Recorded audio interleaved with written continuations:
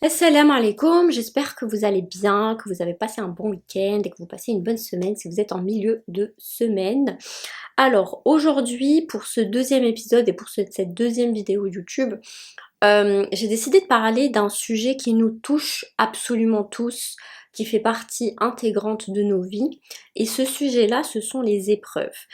Et on va essayer de voir les épreuves sous un autre angle, c'est-à-dire de les considérer un peu comme des alliés. Je sais que c'est très ambitieux et que c'est difficile de se dire qu'une épreuve, ça peut être quelque chose de bénéfique ou ça peut être une alliée dans la vie, mais à partir du moment où vous allez voir les choses comme ça, honnêtement, votre vie prendra un autre tournant parce que vous n'allez plus vous focaliser justement sur les épreuves, mais justement vous allez vous focaliser sur celui qui donne les épreuves, donc Allah subhanahu wa ta'ala. Et encore une fois, quand on se focalise sur Allah, nos vies changent complètement. Donc, pour commencer, alors déjà, il faut partir du principe que Allah subhanahu wa ta'ala nous a promis qu'il allait nous donner des épreuves. Donc c'est une promesse qu'il nous a faite. Donc à partir du moment où on se dit qu'on aura des épreuves dans la vie, on n'est pas pris par surprise, on sait qu'on aura des épreuves.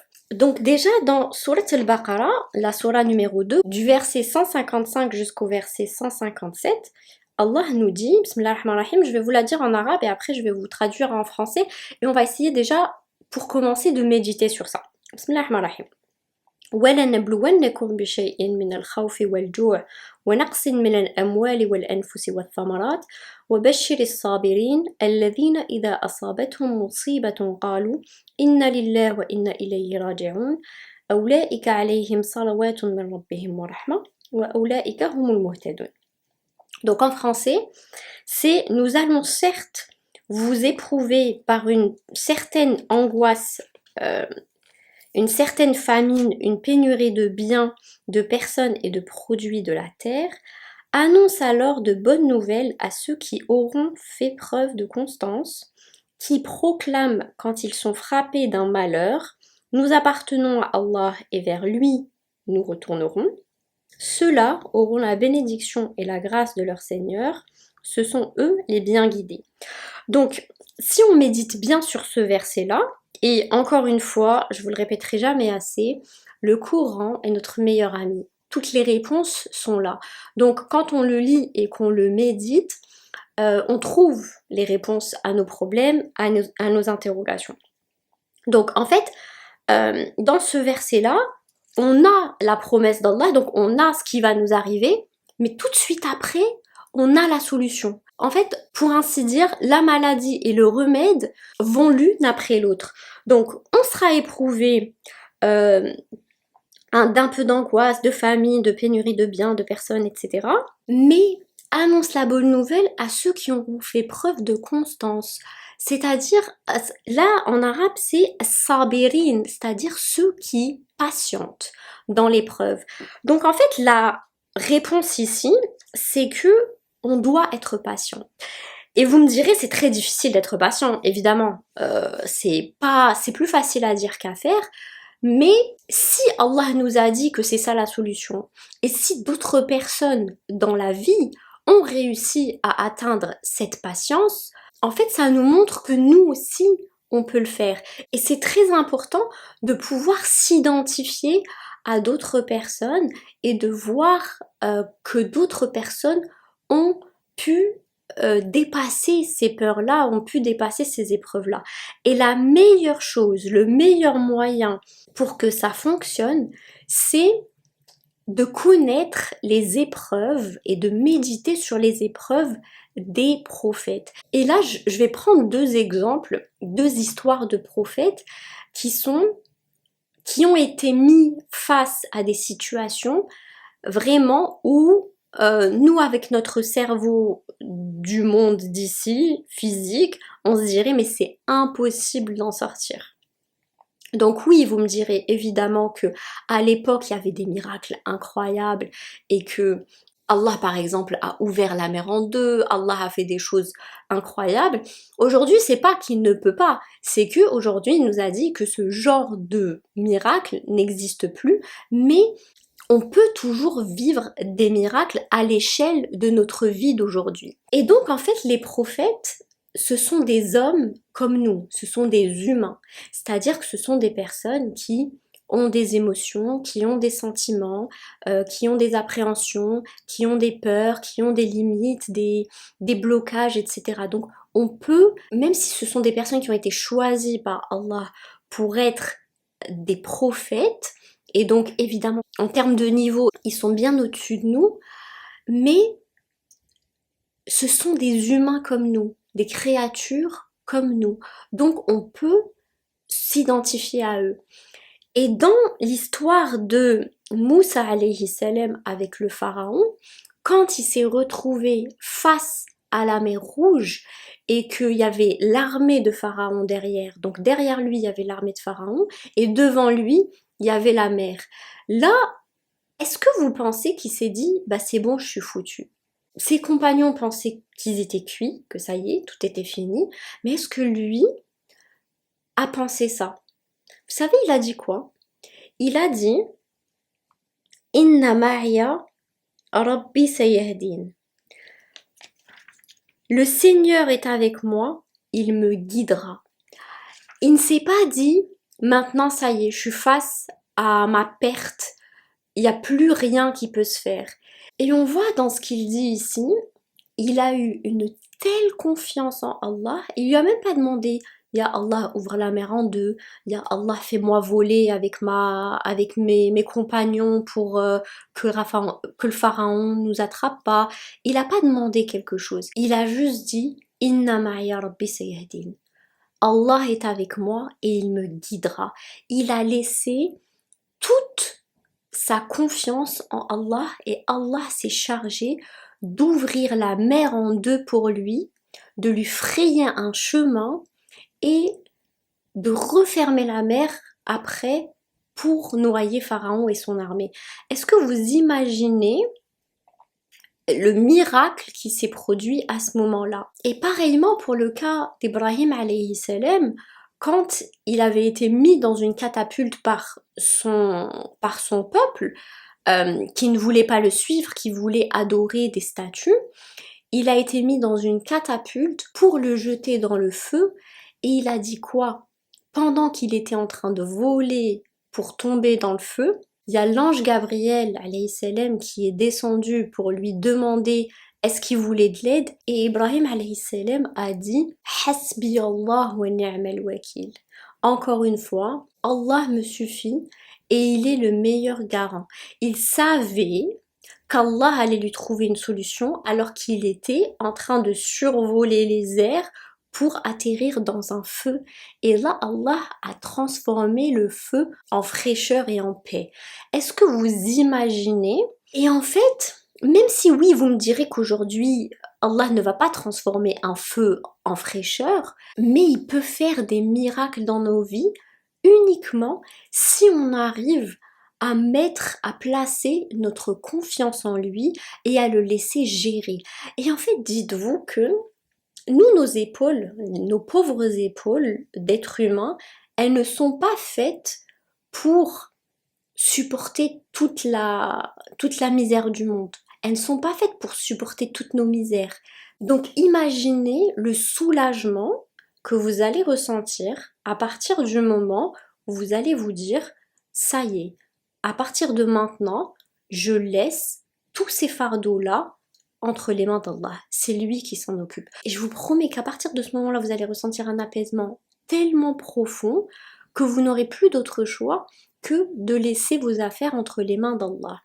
Donc, on en revient un petit peu au fait, comme je vous ai dit au début, de faire en sorte que nos épreuves soient des alliés dans nos vies et qu'elles nous aident à évoluer. En fait, dites-vous que Allah, il nous envoie des épreuves pour un but précis et généralement, c'est pour nous rapprocher de lui. C'est-à-dire que il voit qu'on est en train de dévier un peu et là, son moyen de nous rappeler vers lui, sépare des épreuves.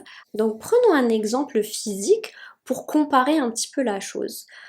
Par exemple, un parent qui ne fait que rappeler son enfant à l'ordre, viens, on va faire des choses constructives, viens, on va évoluer, viens, on va faire ceci, viens, on va faire cela, mais cet enfant-là, il est obnubilé par ses jeux vidéo. Il ne fait qu'être distrait dans sa vie par ses jeux vidéo. Matin, midi, soir, il laisse de côté tout le reste et il n'y a que ça dans sa vie.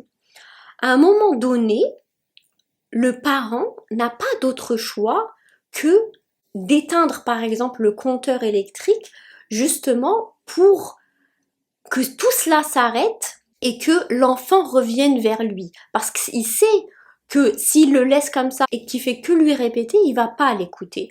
Donc là, il n'avait pas d'autre choix que d'employer ce genre de méthode pour qu'il revienne vers lui parce que justement tout s'est arrêté, donc il n'a plus d'autre choix que de revenir vers son parent. Donc avec Allah, c'est un peu la même chose. Quand on est dévié dans nos vies, quand on laisse les choses de ce bas monde prendre le dessus sur notre vie et nous dévier de la droiture, nous dévier du chemin d'Allah, Allah nous envoie des épreuves, que ce soit parfois des séparations, que ce soit la mort d'un proche, que ce soit la perte de quelque chose, d'argent, que ce soit pour justement nous rappeler vers lui parce que on se rend compte que là, on n'a pas d'autre choix. Et malheureusement, on est humain et dans notre essence même d'être humain, c'est dans le mal qu'on se rapproche d'Allah. Et c'est malheureux, hein, mais c'est une vérité. Donc justement, il faut se dire que cette épreuve-là est venue pour nous rappeler à l'ordre. Et il y a une phrase de Natacha Calestremi qui dit que les épreuves sont un cadeau mal emballé. Et je trouve ça tellement véridique parce qu'au final, c'est toujours un cadeau parce que il remet notre focus sur l'essentiel et sur Allah, même si l'emballage n'est pas très beau. Et j'avais déjà partagé cette métaphore sur les réseaux sociaux, mais imaginez votre vie comme étant un labyrinthe et on a tous une entrée et une sortie. Sauf que au milieu, les épreuves, donc le labyrinthe à l'intérieur, il est différent pour chaque personne. Mais qu'il est fait, il est construit, il nous a été donné par Allah en fonction de nos personnalités et en fonction de nos aptitudes et de nos capacités. Mais encore une fois, Allah dans le Coran nous a dit que nos épreuves, elles ne seront jamais trop lourdes pour nous. Dans Surat al-Baqarah, il dit La yukallifullahu nafsan illa wusaha. C'est-à-dire que Allah ne charge aucune âme au-dessus de sa capacité. Il ne va jamais nous donner quelque chose qui est trop lourde pour nous à supporter. Même si elles sont difficiles, justement, elles sont là pour nous renforcer. Et plus on avance dans ce labyrinthe-là, et plus on évolue. C'est-à-dire qu'on apprend à être plus stratège, on apprend à appréhender un peu plus les épreuves parce que vu qu'on en a eu avant, donc on sait un peu comment s'y prendre, on apprend à faire plus confiance à Allah. Il faut arriver à se dire que ces épreuves-là, elles sont là pour nous aider à évoluer, pour nous élever de degrés, pour nous faire avancer dans nos vies physiques, mais surtout spirituelles. Elles sont là aussi pour nous aider à aider d'autres personnes dans leurs épreuves, parce qu'on a plus de sagesse, parce qu'on a appris plus de choses. Et comme je vous ai dit tout à l'heure, qu'on a tous une sortie. Donc la sortie, elle est quelque part. C'est juste que c'est à nous, avec le Coran, avec notre guide qui est le Coran, avec la parole d'Allah, de la trouver, d'avancer et de ne pas abandonner jusqu'à ce qu'on la trouve. Et c'est important de voir les exemples des autres. Pas pour se comparer, pas pour dire pourquoi telle personne elle a cette épreuve et pas moi, ou pourquoi telle personne n'a pas d'épreuve et et moi j'en ai, parce que déjà on ne peut jamais connaître la vie des gens, mais pour justement se dire que si cette personne-là a réussi à s'en sortir, si cette personne-là a pu dépasser ses épreuves, si cette personne-là a pu grandir à travers ses épreuves, moi aussi je peux le faire. Personne n'a plus de capacité, pour ainsi dire, qu'une autre personne. Tout peut se travailler, tout peut s'apprendre, et donc c'est important de pouvoir s'identifier à d'autres personnes, et c'est pour ça que je vous répète tout le temps que les meilleurs auxquels on peut s'identifier, ce sont les prophètes, parce que ils ont eu tellement d'épreuves dans leur vie, parce que Allah les aimait tellement qu'il a fait en sorte de les éprouver pour pouvoir les élever de degrés encore plus. Donc quand on est éprouvé, au final, il faut remercier Allah. Et autre chose de très important, quand il vous arrive des épreuves dans la vie, aujourd'hui, au lieu de se demander pourquoi, on va jamais vraiment avoir la réponse de pourquoi. Pourquoi il m'arrive ça? Posez la question, qu'est-ce que cette épreuve essaie de m'enseigner? Qu'est-ce que je peux apprendre à travers cette épreuve? Comment est-ce que je peux utiliser cette épreuve-là pour évoluer? Admettons, vous perdez quelqu'un de très cher. Par exemple, quelqu'un dans votre entourage meurt. On est d'accord que c'est très difficile, c'est la chose la plus douloureuse parce qu'on sait qu'on va plus revoir cette personne-là.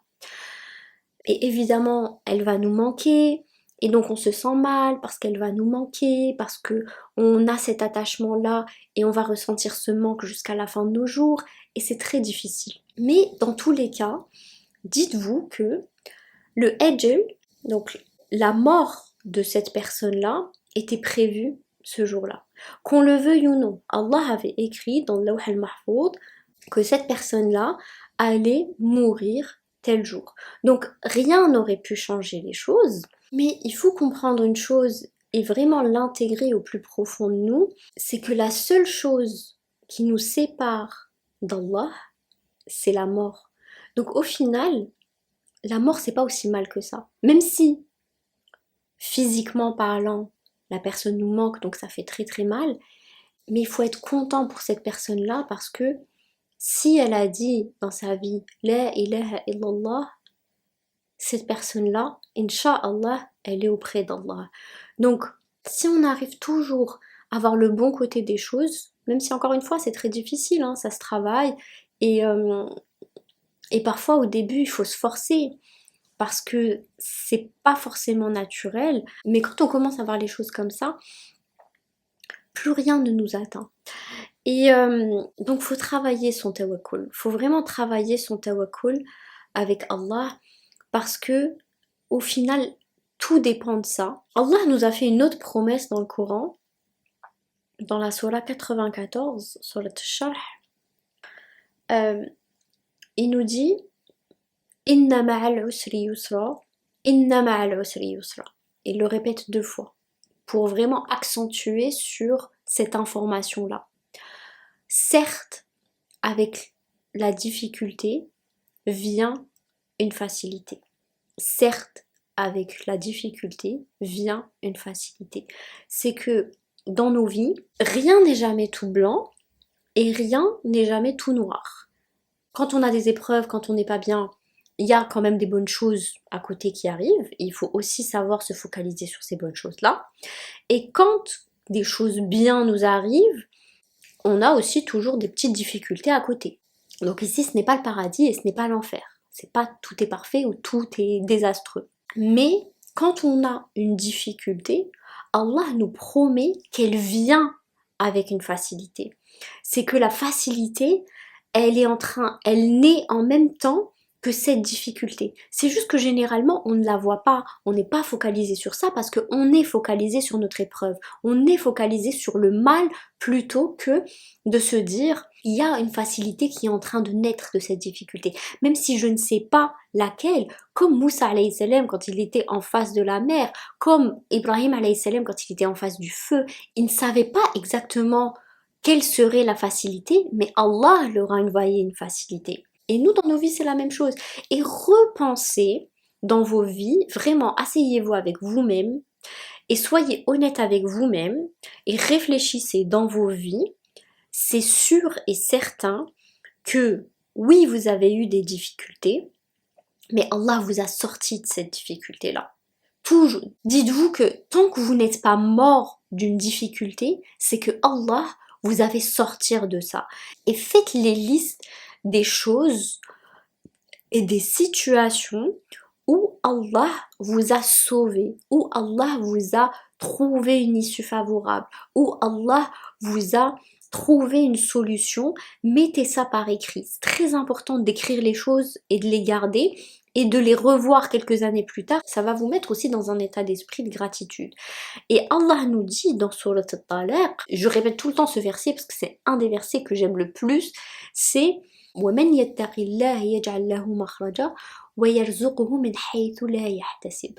Celui qui met sa confiance en Allah, il lui trouve une issue favorable et lui donne des bénédictions dont il s'attendait même pas. Bon, la traduction n'est pas très bonne, mais en gros, c'est que quand on croit en Allah, qu'on a la ferme conviction qu'il va nous aider, qu'il est là pour nous, il nous donne des solutions de moyens dont on n'imaginait même pas l'existence. Et faut savoir se détacher de ce que nous, on peut voir. Moi, là, avec mes yeux, je peux voir que à 180 degrés. Je peux savoir que certaines choses qui sont venues à ma connaissance. Et donc, pour trouver des solutions dans ma vie, j'opère à partir de ces petites informations que j'ai. Alors que Allah a toutes les informations du monde. Il peut nous trouver des solutions de moyens improbables, incroyables. Et rappelez-vous, rien n'est impossible pour Allah. Rien n'est impossible pour Allah. Donc à partir de maintenant, essayez de voir les épreuves comme des alliés qui sont là justement pour vous montrer le chemin. Pour vous dire que attention, le chemin que tu es en train d'emprunter par ici, c'est pas le bon. Je te donne cette douleur-là pour que tu changes. C'est un peu comme dans le monde physique où, par exemple, on a une maladie à l'intérieur de nous et on n'a pas de symptômes. Mais à partir du moment où on a des symptômes, c'est là qu'on va commencer à se guérir, à chercher des traitements, etc. C'est la même chose. Alors que quand on n'a pas de symptômes, généralement, on se laisse aller et parfois jusqu'à ce que ce soit trop tard. Donc les épreuves, c'est un peu comme les symptômes de nos maladies, elles sont là pour nous déclencher quelque chose, pour nous dire il faut changer, il faut revenir vers Allah et prier et avoir la patience et la conviction surtout qu'Allah nous trouvera des solutions et qu'à travers ça, on va grandir, on va évoluer, on va se rapprocher de lui et notre vie d'ici-bas et de l'au-delà, elles seront beaucoup plus bénies, Inch'Allah. Et évidemment, il faut constamment faire des doigts. Demandez à Allah de vous aider. Demandez à Allah de vous sortir de ces épreuves. Yaqub alayhi salam, pendant des années et des années, faisait les mêmes invocations pour retrouver son fils. Il l'a retrouvé après des années. Dans l'histoire de Sidna Yusuf alayhi salam, lisez cette histoire-là. Elle est incroyable. C'est la sourate numéro 12. Elle est incroyable. C'est une histoire avec une belle morale. C'est une histoire avec des péripéties, avec de l'injustice, avec de la patience, avec de la persévérance, avec des hauts et des bas, mais quand vous voyez comment Allah a retourné la situation à l'avantage de Yusuf alayhi salam et Yaqub alayhi salam, vraiment on se rend compte et on comprend avec ça la puissance et la force d'Allah. Même si on le sait, évidemment que Allah c'est le plus fort, c'est le plus puissant, mais des fois on a du mal à l'intégrer dans notre cœur. On le sait dans notre tête, mais parfois on a beaucoup de mal à l'intégrer dans notre cœur et de lui faire confiance avec nos histoires à nous. Mais regardez toutes les histoires des prophètes, comment Allah leur a trouvé des solutions, comment du début à la fin, il s'est passé des choses incroyables. Et dites-vous que nos vies, si on les laisse entre les mains d'Allah et qu'on arrête d'essayer de tout contrôler, alors qu'on n'a même pas 1% des informations de chaque histoire, on serait tellement plus apaisé, tellement plus heureux. Donc maintenant, à partir de maintenant, défocalisez-vous de vos épreuves, de ce qui est en train d'arriver, mettez votre focus sur Allah en mettant votre foi et votre confiance en lui et vous verrez que c'est lui qui va vous donner des solutions, c'est lui la source. Les épreuves, ce sont juste des créations d'Allah. On ne peut pas se focaliser sur les créations d'Allah. Il faut se focaliser sur lui et uniquement lui pourra nous donner des réponses. J'espère que ça peut vous aider à y voir un peu plus clair par rapport aux épreuves. Donc vraiment le mot de la fin, c'est je vous encourage à lire les histoires des prophètes avec leurs épreuves et voir tous les miracles qu'Allah leur a donnés et vous dire que Allah, s'il a fait ça pour eux, c'est qu'il peut faire des miracles pour vous aussi si vous lui faites confiance et si vous lui demandez. Faites des doigts, demandez-lui ce que vous voulez, mais ayez cette conviction qu'il va vous répondre et que la solution viendra tôt ou tard, mais pas comme vous l'imaginez. Détachez-vous de ce que vous imaginez. Faites comme Moussa alayhi salam et Ibrahim alayhi salam. Juste mettez votre confiance en lui en sachant pertinemment qu'il va vous trouver une solution et ne voyez plus les épreuves comme, comme des obstacles dans votre vie. Au contraire, voyez-les comme des tremplins qui vont vous aider